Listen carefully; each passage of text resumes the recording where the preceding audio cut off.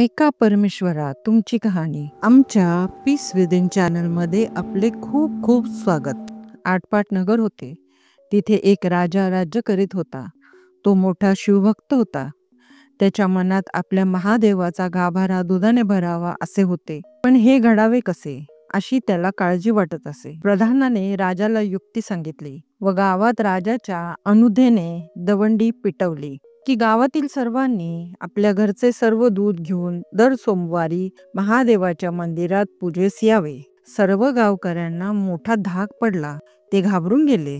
सोमवारी घरातील लहान मुलांनाही दूध दिले नाही. चासरांनाही दूध पिऊ दिले नाही. घरातील सर्व दूध महादेवाच्या मंदिरी नेले. गावातील सर्व दूध देवाच्या गाभाऱ्यात पडले तरी गाभारा भरला नाही. गावात एक म्हातारी बाई होती. तिने आपल्या घरातील सर्व कामकाज आटोपले. मुलाबाळांना खाऊ घातले, लेकी सुनांना न्हाऊ घातले, गाई वासरांना चारा दिला, त्यांचा आत्मा तृप्त केला. आपल्या जीवाचं सार्थक व्हावे म्हणून गंध फूल घेतले, 4 तांदळाचे दाणे घेतले, 2 बेलाचे पाने घेतली आणि खूळभर दूध घेतले. महादेवाच्या देवळात आली. मनोभावे देवाची पूजा केली, नमस्कार केला. थोडे दूध नैवेद्यास ठेवले. जय महादेवा नंदिकेश्वरा. राजाने सर्व गावातील दूध तुझ्या गाभाऱ्यात घातले, पण तुझा गाभारा भरला नाही. माझ्याही खुळभर दुधाने भरणार नाही. पण मी भावभक्तीने आणलेले दूध तुला अर्पण करते. असे म्हणून शिल्लक राहिलेले दूध गाभारी अर्पण केले व माघारी फिरली. म्हातारी गेल्यावर देवळांत चमत्कार घडला. देवाचा गाभारा दुधाने भरून गेला. हे देवळातील गुरवाने पाहिले व राजाला कळवले, पण त्यांना काही समजेना की गाभारा कसा भरला. दुसऱ्या सोमवारी राजाने देवळात शिपाई बसवले. याही सोमवारी गाभारा दुधाने भरला, पण कसा भरला हे काही समजले नाही. पुढे तिसऱ्या सोमवारी राजा स्वतः देवळात बसला. म्हातारी पूजा करून दूध अर्पण करून जाऊ लागताच गाभारा दुधाने भरला. राजाने शिपायांकरवी म्हातारीस पकडले. ती घाबरून गेली, पण राजाने तिला अभयवचन दिले व गाभारा कसा भरला हे विचारले. म्हातारी म्हणाली, तुझ्या आज्ञेने काय झाले? वासरांचे मुलांचे आत्मे तळपले.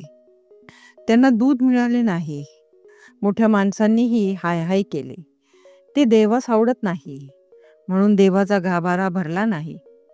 मी मात्र घरच्या गायींना चारा, वासरांना दूध पिऊ दिले, मुलांना दूध दिले.